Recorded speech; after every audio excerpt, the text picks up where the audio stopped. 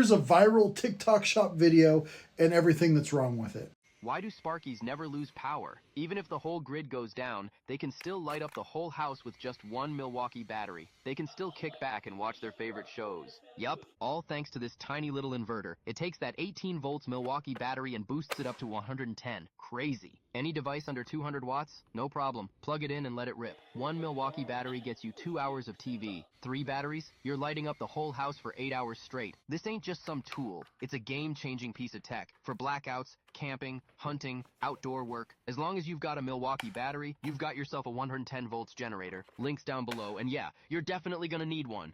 Now, smart people who watch that video are already going, yeah, something ain't right. You know in your gut that that won't work, even if you can't articulate why. You know that battery's not going to power the whole house. And you know that if it does power anything, it won't power it for very long. So for purposes of this discussion, let's think about electricity a lot like water, right?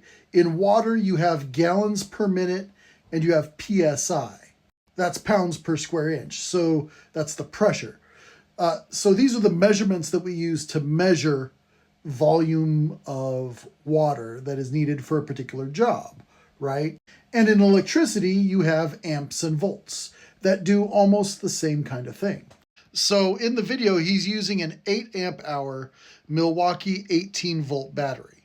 That means this can supply 18 volts at 8 amps for 1 hour or 1 amp for 8 hours. And he's boosting it to around 110, 120 volts by wiring it into his electrical socket here, which is not a good idea. So let's say this is boosting it by 5 times, and your typical fridge is running 3 to 5 amps, let's say 4. So that 30 minutes divided by 5, you're going to run your fridge for like 6 minutes on that. That's just your fridge. That's not your whole house, right? So think about it like if you need a fire hose. Now that's a lot of gallons a minute, and that's a lot of PSI. And so you need either a very large reservoir or a fire hydrant or something to hook that fire hose up to that has a lot of water at a very high pressure. That's like your main electrical line that supplies the electricity to your whole house.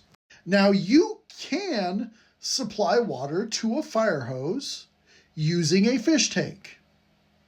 You can do that for maybe a few seconds. I don't know. That's what's going on here. I mean, it's cool. Maybe you charge your phone in an emergency situation or something, but that's about it. Also, even if you had a big enough power source, you would not want to supply your whole house electricity through a 110 volt outlet.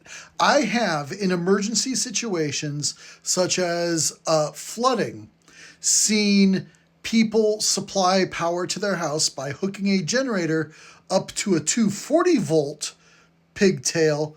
This is a jury rig situation. This is not any advice that I'm trying to give you, but I have seen it done and they will plug that into the receptacle for their dryer, and they've supplied power to their house that way.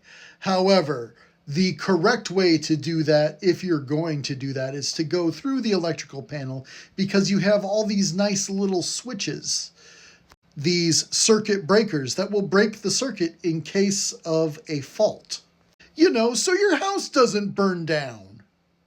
But this product is not going to do what he says in that video.